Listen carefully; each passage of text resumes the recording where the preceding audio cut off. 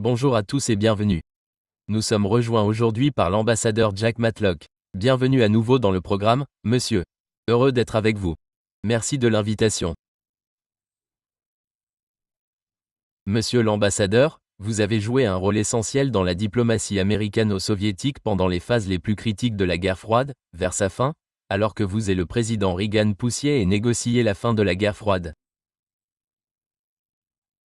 Et oui, je voulais vous poser quelques questions sur la manière dont cette paix a été obtenue, mais aussi, je suppose, sur la manière dont nous l'avons perdue.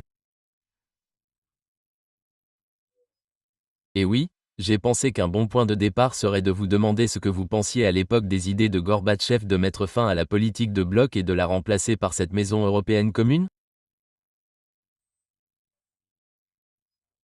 Y avait-il des soupçons, la conviction que ce n'était pas authentique ou comment cela a-t-il été reçu du côté américain? Eh bien, cela a été perçu comme légitime par nos présidents de l'époque, c'est-à-dire le président Reagan et le premier président Bush. Tous nos gouvernements ne le pensaient pas. Et les hauts responsables de la CIA étaient certainement dubitatifs.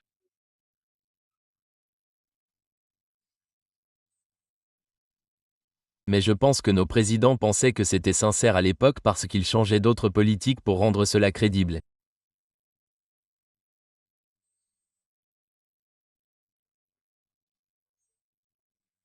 De plus, cela semblait être presque la même chose que l'idée du président Bush d'une Europe entière et libre.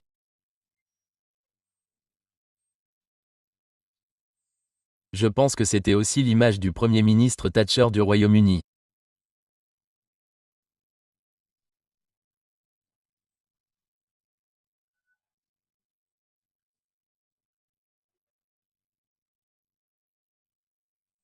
Je pense donc que l'Europe en tant que foyer européen commun a été bien accueillie, ce qui s'est combiné avec le rejet implicite mais clair par Gorbatchev des fondements marxistes-léninistes de la politique étrangère soviétique jusqu'alors, et il l'a exprimé dans un discours aux Nations Unies en décembre 1980. Je pense donc que cela a été absolument accepté à l'époque.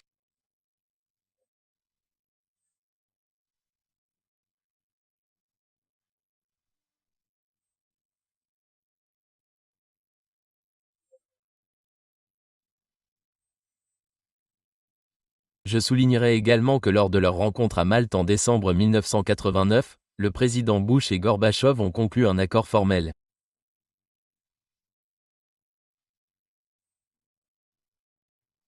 Premièrement, ils ont convenu que la guerre froide était terminée. Deuxièmement, Gorbatchev s'est engagé à ne pas interférer avec les changements politiques en Europe de l'Est. En d'autres termes, la démocratisation et le président Bush se sont engagés à ne pas tirer parti des changements politiques qui s'y sont produits.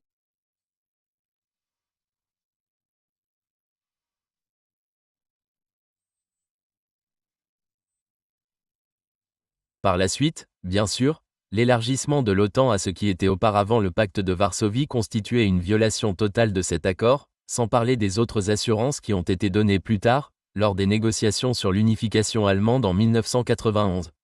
Mais nous avons souvent ces dates concurrentes pour la fin de la guerre froide.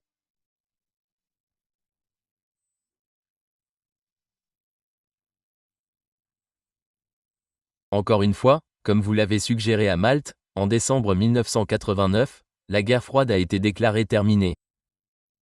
Cependant, 2 ans plus tard, en décembre 1991, lorsque l'Union soviétique s'est effondrée, il a été avancé plus tard que non, c'était la véritable fin de la guerre froide. Alors, pourquoi ces récits concurrents sont-ils importants, que ce soit en 1989 ou en 1991? Cela fait une grande différence, car la guerre froide avait pris fin au moins 2 à 3 ans avant l'effondrement de l'Union soviétique. C'est la première raison. Deuxièmement, les États-Unis n'avaient pas pour politique de démanteler l'Union soviétique. Nous voulions que les 3 États baltes retrouvent leur indépendance. Nous ne les avions jamais reconnus comme faisant légalement partie de l'Union soviétique, mais nous reconnaissions les 12 autres républiques comme faisant partie de l'Union soviétique. Et nous ne voulions pas qu'elles se séparent. Lorsque nous avons vu que Gorbatchev démocratisait le pays, nous avons compris que c'était la voie à suivre.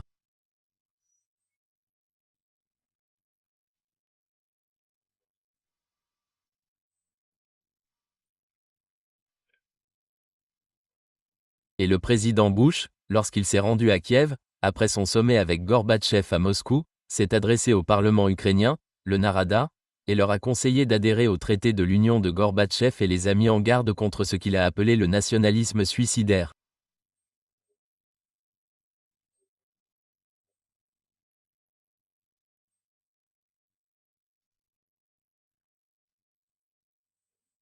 À ce moment-là, ce qu'il avait en tête, c'était ce qui se passait en Géorgie, qui était presque une guerre interne contre les minorités en Géorgie.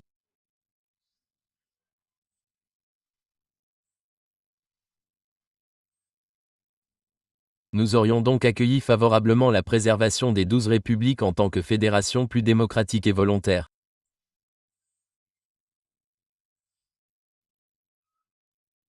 Nous ne voulions pas vraiment assister à la séparation. Bien sûr, beaucoup de gens à l'époque ne l'ont pas vu. L'un de nos éminents commentateurs a qualifié son discours de KF de « poule mouillée », comme s'il était lâche.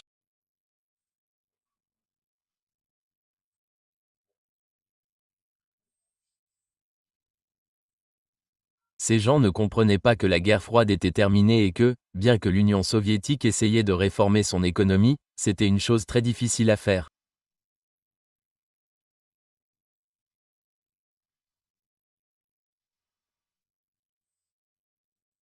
Une autre chose que les gens comprennent mal lorsqu'ils parlent de la Russie comme étant toujours agressive ou impérialiste.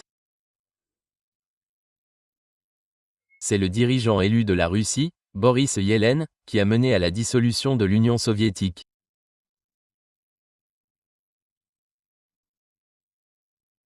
C'est quelque chose qui s'est produit en interne malgré le désir de ceux d'entre nous en Occident de voir qu'une union démocratique serait meilleure pour toutes les parties concernées que d'en parler et de se tourner vers, pourrait-on dire, un nationalisme extrême.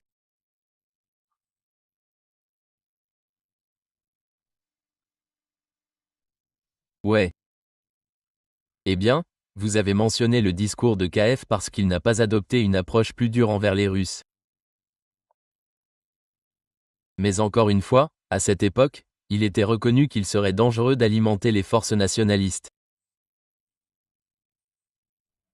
Mais si vous avancez jusqu'à aujourd'hui, nous voyons des gens comme Boris Johnson, accueillir Azov Batalin au Parlement britannique et d'autres, oui, des groupes fascistes en Ukraine, ce qui, vous savez, encore une fois, je ne mettrai pas cela dans les mêmes catégories, même s'il est nationaliste.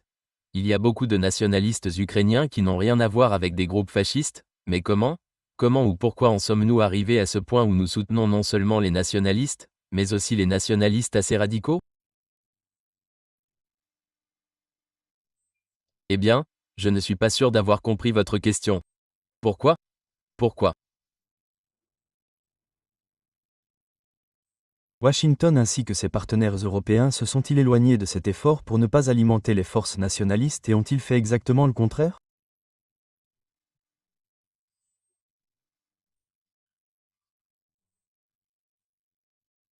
Je pense que sous l'administration Clinton, celle qui a suivi la première administration Bush, nous avons commencé, tout d'abord, nous avons commencé tout d'abord, sans élargir l'OTAN, mais en essayant d'organiser un partenariat pour la paix, auquel tous les Européens de l'Est et les anciens États de l'Union soviétique, pourraient participer, et qui a été approuvé par le président russe Yeltsin.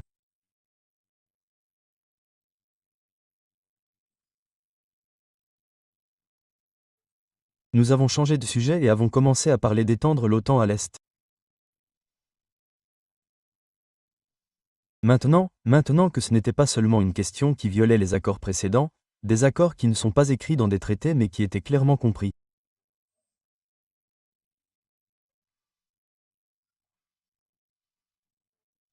Le problème était que, une fois que vous commencez à étendre l'OTAN alors qu'il n'y avait aucune menace contre aucun des pays de l'OTAN, vous la transformez d'une alliance défensive en une alliance offensive.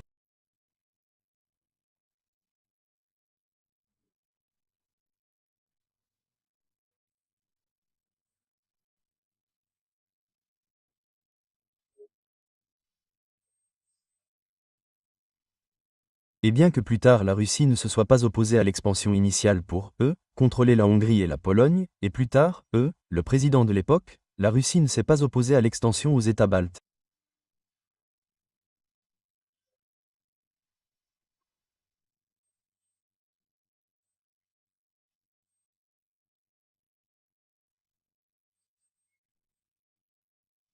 Mais tout cela était à la condition qu'il n'y ait pas de bases étrangères dans ces pays.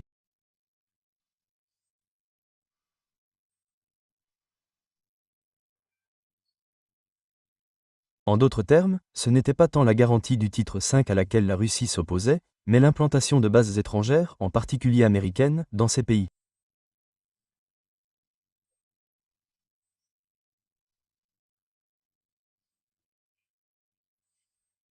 Ils considéraient naturellement que ces bases leur étaient destinées et, à l'époque où elles ne représentaient aucune menace, leur armée était en plein désarroi.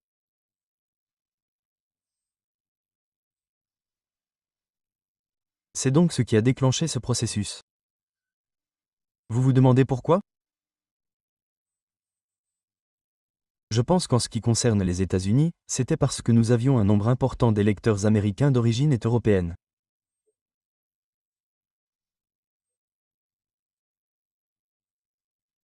Et il se trouve que ces électeurs se trouvent dans des États comme la Pennsylvanie, l'Illinois et d'autres, qui peuvent être cruciaux et qui ont été cruciaux pour les votes du Parti démocrate.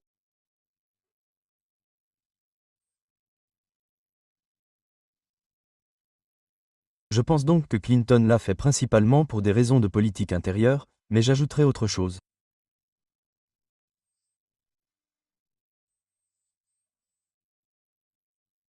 Il assurait personnellement le président russe Elon que le partenariat pour la paix remplacerait l'expansion de l'OTAN, ce que Elon approuvait.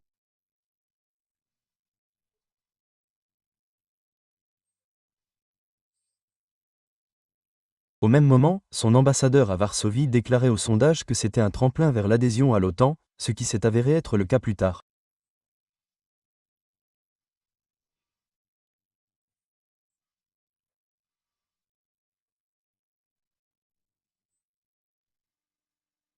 Et permettez-moi d'ajouter que plus tard, l'OTAN a fait la guerre à la Serbie sans déclaration de guerre et sans l'approbation de l'ONU, créant ainsi un précédent pour ce que le président Poutine a fait plus tard en Crimée.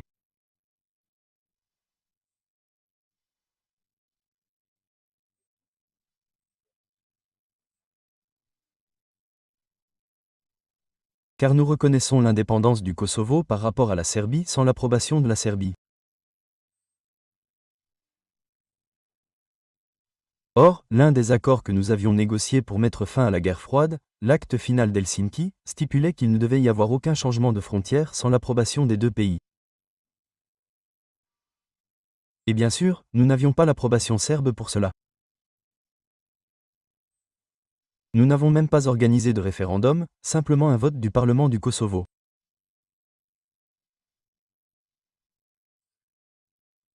Je dirais que cela constitue un précédent précis pour ce que le président Poutine a fait plus tard en Crimée.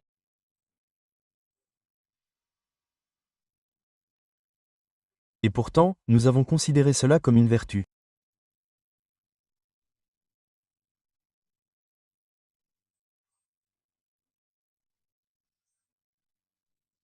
Bien que les États-Unis aient reconnu à plusieurs reprises des régions séparatistes, le Soudan du Sud et le Turkménistan oriental, etc. Lorsqu'il y a eu des rébellions de personnes par nécessité, nous avons dit qu'elles avaient le droit de mourir.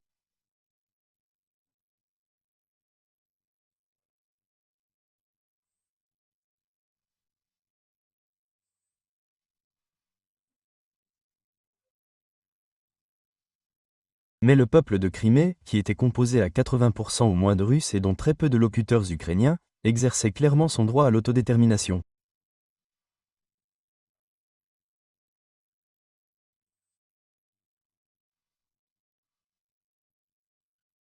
Nous l'avons reconnu dans d'autres cas, mais nous n'avons pas réussi à le faire dans le cas de la Crimée. Et comme les Russes l'ont dit à l'époque, pourquoi tout le monde a-t-il le droit à l'autodétermination, mais pas les Russes? Oui, Et je réponds à certaines de vos questions, mais non, je pense que tout cela est lié à ce qui a commencé dans les années 90 sous l'administration Clinton. Non, mais oui, cela me rappelle quelque chose que Kissinger a dit en 99, car il est intéressant de noter que mars 1999 est à la fois le mois où l'OTAN s'est élargie pour la première fois, mais aussi 12 jours plus tard, en mars 99, lorsque l'OTAN a attaqué la Yougoslavie sans ce mandat de l'ONU. Je pense donc que c'était un point de rupture et c'est aussi à ce moment-là que Kissinger a déclaré « Maintenant, nous ne pouvons plus dire aux Russes qu'il s'agit simplement d'une alliance défensive. Je pense donc que c'est un bon point. Je voulais vous demander, sur la base de votre longue expérience de la diplomatie avec Moscou et de l'évaluation de ce qui s'est passé depuis les années 90, qu'est-ce que les diplomates occidentaux d'aujourd'hui ne comprennent pas à propos de Moscou et de ses préoccupations en matière de sécurité?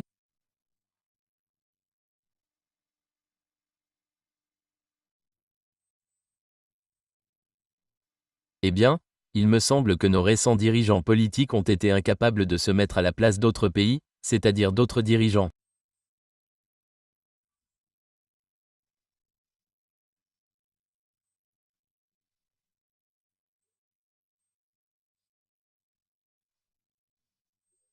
C'était l'une des choses que je pense que le président Reagan et le premier président Bush voulaient vraiment comprendre, disons, d'où venaient les dirigeants soviétiques, de quoi avaient-ils peur ou non, et je dirais que dans leur diplomatie, même si l'on condamnait le communisme en tant que système, ils n'ont pas insulté publiquement les dirigeants soviétiques ni à titre personnel.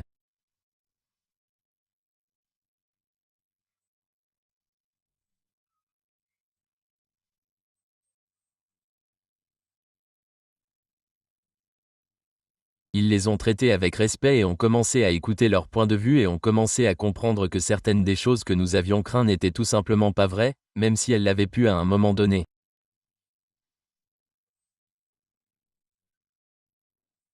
C'était qu'il n'y avait pas vraiment de plan pour envahir l'Europe occidentale. Nous avions peur de cela et c'était la raison d'être de l'OTAN. De l'autre côté, il y avait une réelle peur de ce qu'ils considéraient comme des signes agressifs de notre part.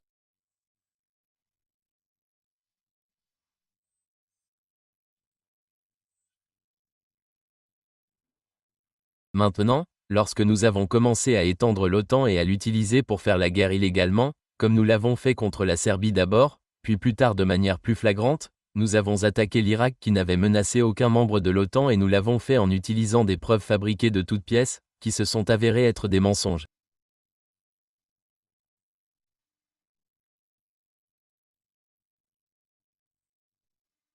Et nous l'avons fait massivement.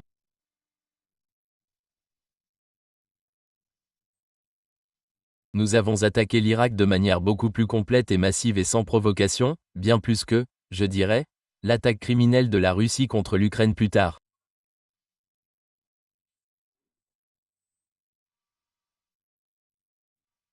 Le fait est que le président Poutine avait des précédents pour tout ce qu'il a fait, que nous condamnons maintenant.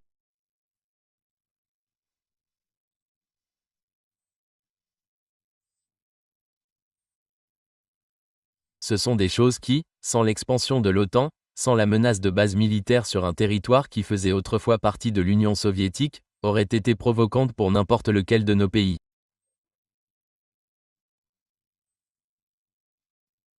Et pourtant, nous continuons à faire cela. Et maintenant, nous disons, Poutine est un criminel de guerre. Oui, il l'est. Mais plusieurs de nos présidents l'ont été aussi. Et nous avons créé des précédents pour tout cela.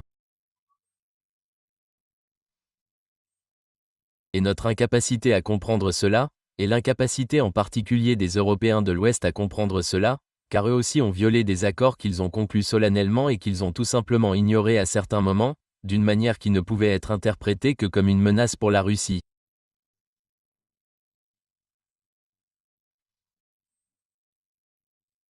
Nous sommes donc dans une situation tragique, car ceux qui sont au pouvoir ne semblent pas vraiment comprendre quelles sont les racines de cette violence.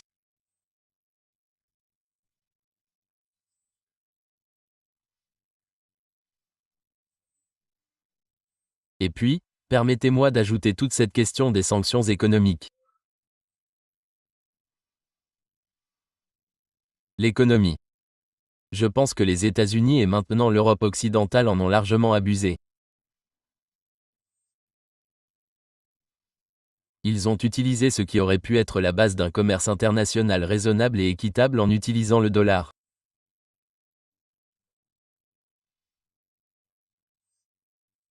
Au lieu de cela, nous avons utilisé ce genre de prédominance dans le système financier mondial à des fins politiques et je dirais à des fins politiques agressives.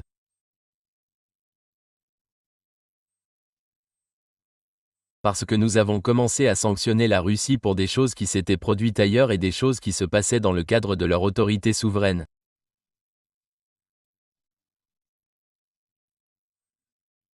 Il me semble donc qu'il y a tout simplement eu un manque, je dirais, de traitement équitable.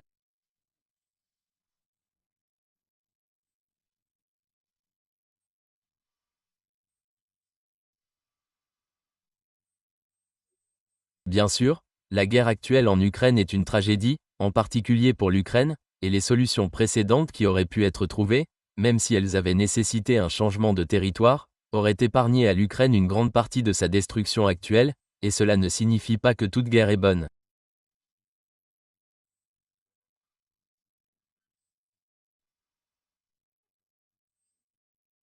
Elle ne l'est pas. Et la tragédie, c'est que pour les États-Unis en particulier, nous étions suffisamment forts et nous n'étions menacés que par le terrorisme. Nous n'étions pas menacés par un autre pays et pourtant nous avions tendance à militariser nos avantages.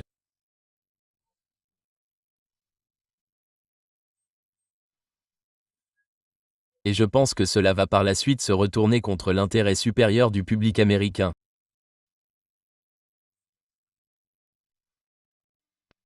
Ouais. Eh bien, vous avez mentionné notre incapacité à nous mettre à la place de la Russie et de tout autre adversaire, ce qui est une évolution très préoccupante. Mais aussi avec les Européens, vous avez dit, en particulier les Européens. Et j'ai la même impression que les Européens sont souvent devenus un peu plus militants, pas seulement plus, je pense, maintenant que les Américains, mais en Europe, il y a aussi cette réticence à ne serait-ce qu'envisager ce que pourrait être la sécurité russe. En effet, ils n'arrêtent pas de dire que l'Ukraine a besoin de garanties de sécurité, mais ils refusent plus ou moins d'envisager des garanties de sécurité russes pour la Russie. En fait, ils ne veulent même pas s'asseoir et parler à la Russie alors même que cette guerre devient incontrôlable.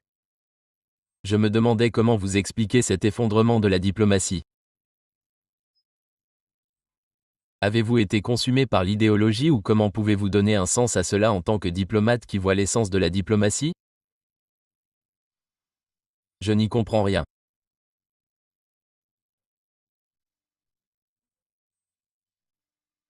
Je pense que ce qui s'est passé et ce qui s'est passé de manière cumulative au cours de ce 21e siècle, c'est simplement une diabolisation du président russe Vladimir Poutine.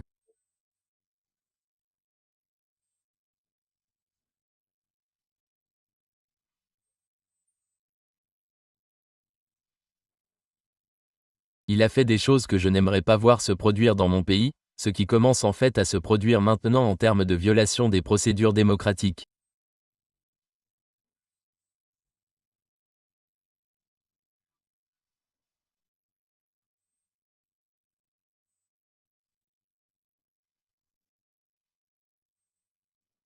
Cependant, cela a été une réaction à ces choses dont j'ai parlé, et à l'idée que si des compromis sont faits concernant l'Ukraine et que certains des territoires russophones sont transférés à la Russie, dans la mesure où le gouvernement ukrainien actuel a pratiquement interdit la langue russe au lieu de la protéger comme auparavant sous le régime soviétique et l'Ukraine indépendante d'origine.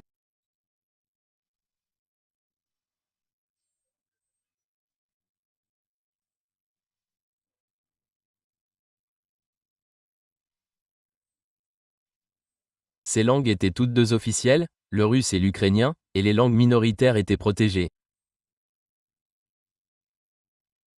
Ouais. Donc, ce que nous voyons maintenant, c'est une allégation selon laquelle, si nous concluons un accord sur l'Ukraine, il s'en prendra aux États baltes ou même à la Pologne. Il n'y a aucune preuve de cela. Et je pense que cela remonte en grande partie à l'adoption de ce qui a été appelé à tort une sorte d'ordre mondial libéral.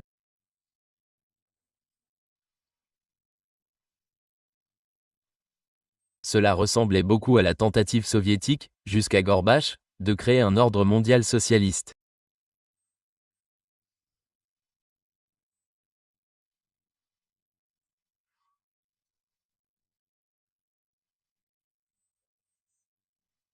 Et en fait, la militarisation de la paix après la fin de la guerre froide a été un problème, et nous le voyons dans nos médias, dans nos gouvernements, et dans une tentative de diaboliser Vladimir Poutine.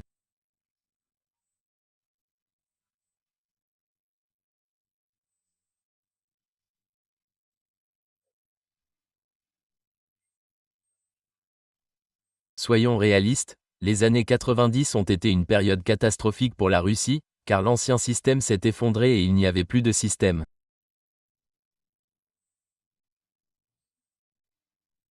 La région était totalement criminelle, etc., et en particulier les personnes âgées, les retraités, qui restaient parfois sans salaire pendant 6 mois ou plus, et on leur disait « Oh, vous démocratisez ».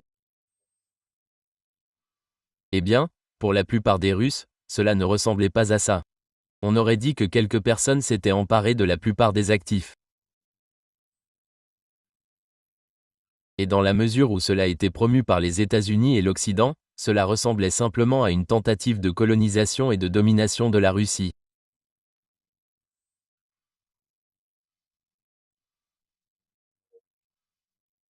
Donc, plus tard, nous avons continué, eux, eux, à, eux, tout d'abord, refuser à la Russie le traitement de la nation la plus favorisée pour le commerce alors que nous l'avions accordé à la Chine, facilement, et nous avons continué à sanctionner certaines choses sur des questions qui se sont produites dans le cadre de la juridiction interne de la Russie, de sorte que nous étions traités comme des parias, même lorsqu'il n'y avait aucune raison réelle de le faire.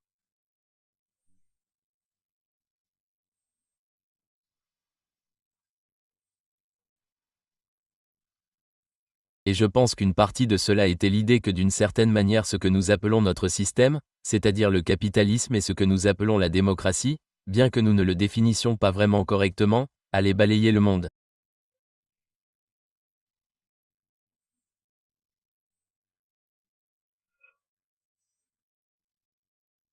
Et cela me rappelle l'idée communiste soviétique selon laquelle le monde était destiné à être communiste et que soutenir cela revenait simplement à soutenir les forces de l'histoire.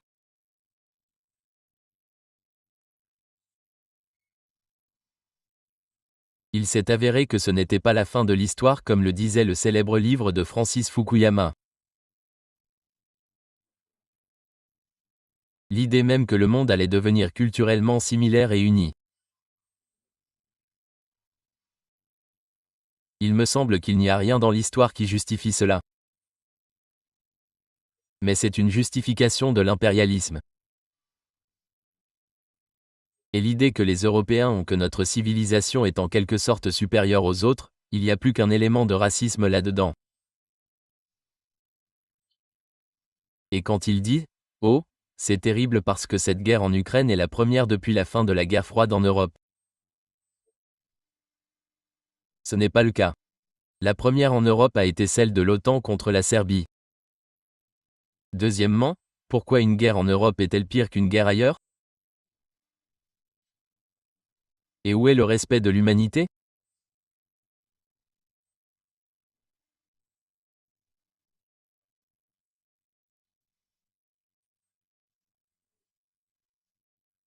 Et nous voyons maintenant pourquoi, alors qu'ils essaient toujours d'alimenter une guerre en Ukraine, ce qui va simplement tuer plus d'Ukrainiens et de Russes, ils alimentent en même temps un génocide à Gaza et de plus en plus en Cisjordanie, et en même temps, vous savez, nos gens disent que nous pourrions entrer en guerre avec la Chine.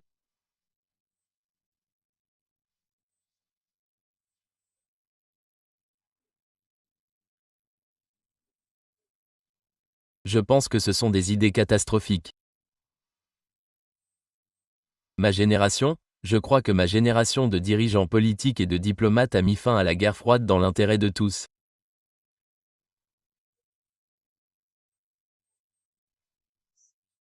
Depuis lors, nous avons vu les forces, tout d'abord les forces du complexe militaro-industriel, qui cherchent des excuses pour fabriquer plus d'armes et maintenant les utiliser de plus en plus.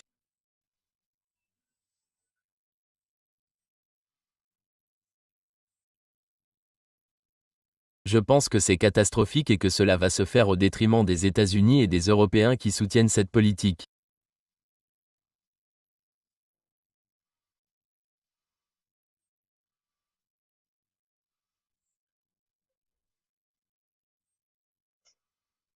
Maintenant, j'ai bon espoir que le président Trump, malgré toute son imprévisibilité et ses changements, ait au moins fait un pas en avant en reconnaissant que pour mettre fin à la guerre en Ukraine, il va falloir procéder à des changements territoriaux, et que cela va quand même être extrêmement difficile.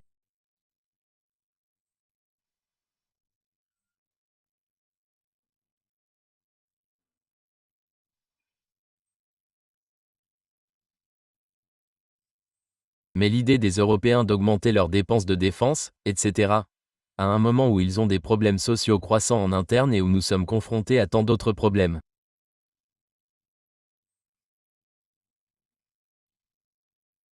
Il me semble qu'ils ont complètement perdu le sens de l'orientation. Après tout, à quoi sommes-nous confrontés aujourd'hui? Chaque jour, nous voyons de plus en plus de signes de l'impact du changement climatique. Et pourtant, ces guerres et le recul par rapport à de nombreux autres efforts visant à réduire les gaz à effet de serre dans l'air ne vont tout simplement pas aboutir.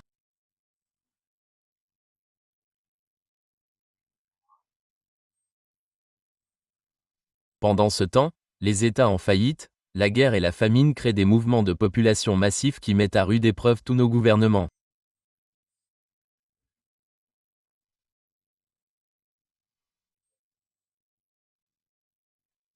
C'est pourquoi nous continuons à lancer des armes et à tuer des gens pour des raisons qui ne concernent tout simplement pas la sécurité de nos peuples en Occident.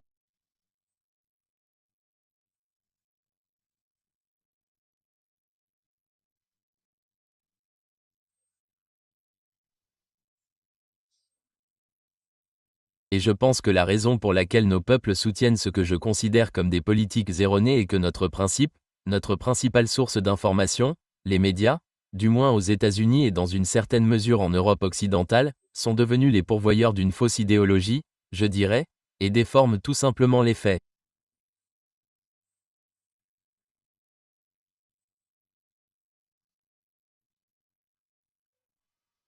Oui.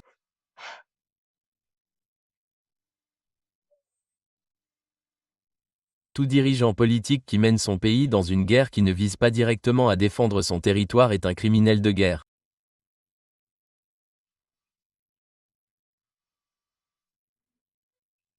Et tous nos dirigeants actuels qui sont impliqués dans cette affaire le sont, et pas seulement le président de la Russie.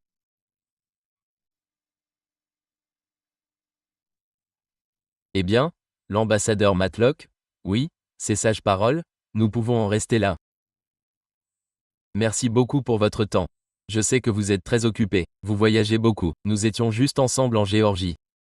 Et vous avez voyagé encore plus depuis. J'apprécie donc que vous ayez pris le temps, monsieur. Et je suis heureux d'être avec vous. J'aimerais pouvoir être plus optimiste. Je partage ce sentiment, merci.